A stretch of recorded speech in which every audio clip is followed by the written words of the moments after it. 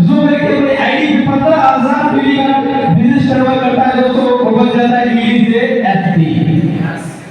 यानी जो व्यक्ति अपने आईडी पे 15,000 मिली 25 सेल दोस्तों करता है, वो बन जाता है कंपनी में एसडी यानी सप्लायर डिस्ट्रीब्यूटर। दोस्तों यहाँ पे एसडी बहुत लोग हैं दोस्तों, लेकिन मैं उन्हीं लोगों को बुलाना चाहूंगा जो पिछले मंथ में अपने आप को शामिल किए, अपने आप को बनाए, अपने आप को लोगों को चेंज किए।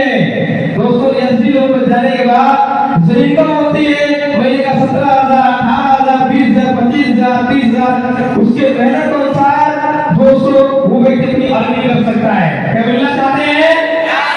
आवाज मिलना चाहते हैं?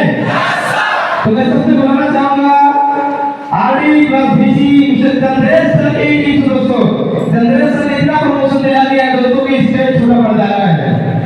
दोस्तों बुलाना चाहूंगा मिस्टर रामलाल जी, मिस्टर नूरवाला जी, मिस्टर अमजद जी और साथी है मिस अनीसा जी। भारत में से जोरदार तालियां दोस्तों।